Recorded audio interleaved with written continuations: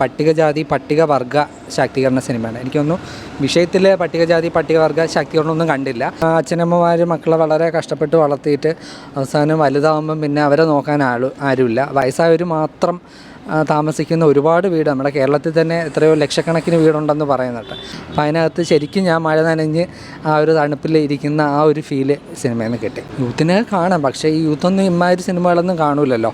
ഈ പറഞ്ഞ പോലെ വെട്ട് കുത്ത് കുറവാതെ അമ്മാതിരി സിനിമകളിൽ പോയി കാണുള്ളൂ. എന്നിട്ടല്ലേ അത് ജീവിതത്തിലൊക്കെ പലരും പകർത്തുന്നത്. അവരൊന്നും ഈ സിനിമയ്ക്ക് കയറില്ല. ആകെ ഒരു 10 പേര് കണ്ടുവരുന്ന മുഴുവൻ പേരും അങ്ങനെ കൈയടിച്ചിട്ടാണ് ഇറങ്ങിപ്പോകുന്നത്.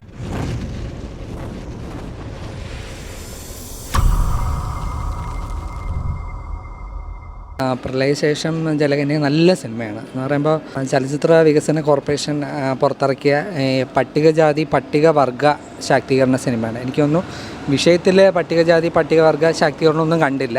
പക്ഷേ എനിക്കൊന്ന് ക്രൂ മെമ്പേഴ്സ് ഒരു പക്ഷേ ഈ കാസ്റ്റിലുള്ളവരായിരിക്കാം. അവരെ ഉന്നമനത്തിന് വേണ്ടിയിട്ട് അവരെ സഹായം ചെയ്തിറക്കിയ സിനിമയാണെന്ന് തോന്നുന്നു. നല്ലൊരു സിനിമ എന്ന് പറയുമ്പോൾ നമ്മുടെ ഒരു നന്മയുള്ള സിനിമ എന്നൊക്കെ പറയുന്ന ഒരു സിനിമ എന്ന് പറയുമ്പോൾ 2018 പ്രളയവും അതിൽ അകപ്പെട്ടുപോയ ഒരു വീടും എന്ന് പറയുമ്പോൾ അതിൽ 3 കഥാപാത്രങ്ങളാണ് ഈ സിനിമയുടെ 95% കാണിക്കുന്നത്. എന്ന് പറയുമ്പോൾ ആ ഒരു വീട്, ആ വീടിനകത്ത് ഉള്ള 3 പേര്, പ്രളയത്തിൽ എപ്പോൾ വേണോ ജീവൻ നഷ്ടപ്പെടാവുന്ന 3 പേര്. അതിൽ ആശാരവിന്ദ്, ഗോകുലൻ, പിന്നെ നമ്മളെ പഴയ ദൂരദർശനിൽ ആങ്കറായിട്ടും ഡബ്ബിങ് ആർട്ടിസ്റ്റൊക്കെ രഞ്ജിത്ത്, ഇവർ 3 പേരാണ് ചെയ്തേക്കുന്നത്. അതിൽ ആശാരവിന്ദിൻ്റെ ഭയങ്കര നല്ലൊരു പെർഫോമൻസ്. അവർ ചെറിയ അമ്മ വേഷങ്ങളും ഡോക്ടർ വേഷങ്ങളിലൊക്കെ സിനിമകളിൽ ചെയ്യുന്നതാണ്.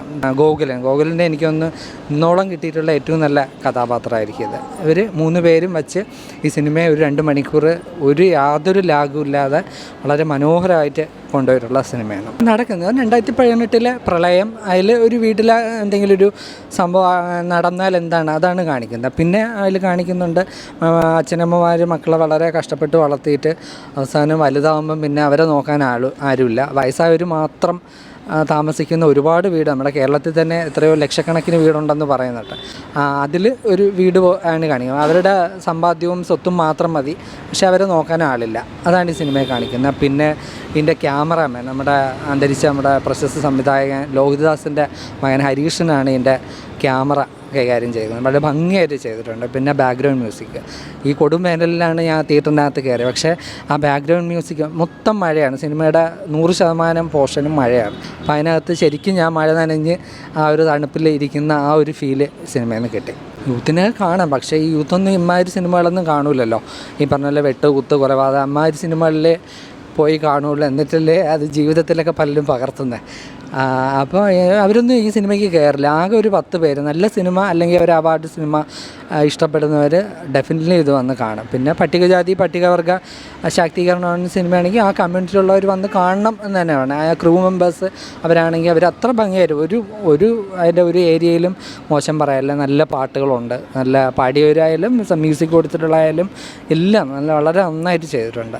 നല്ല മെസ്സേജ്, തീർച്ചയായിട്ടും മെസ്സേജ് ഉള്ള സിനിമയാണ്. മിക്കവാറും ഈ മുമ്പും ഫിലിം ഡെവലപ്മെൻറ്റ് കോർപ്പറേഷൻ വേറെ 1-2 സിനിമകൾ പ്രൊഡ്യൂസ് ചെയ്തിട്ടുണ്ട്. അതെല്ലാം ഈ പറഞ്ഞ പോലെ കഥ നന്നായിട്ടാണ് അവർ പ്രൊഡക്ഷൻ ചെയ്തിട്ടുള്ളത്. നല്ലൊരു സിനിമ, യാതൊരു ലാഗും ഇല്ലാതെ ഒരു കൊടുത്ത പൈസക്ക് മുതലായി അതിലെക്കാട്ടി അതിലെക്കാട്ടിയും കൂടുതൽ മനസ്സറിഞ്ഞിട്ടാണ് നമ്മൾ കണ്ടുവരുന്ന മുഴുവൻ പേരും അങ്ങനെ കൈയടിച്ചിട്ടാണ് ഇറങ്ങിപ്പോകുന്നത്. നല്ലൊരു ഫിലിമാണ്.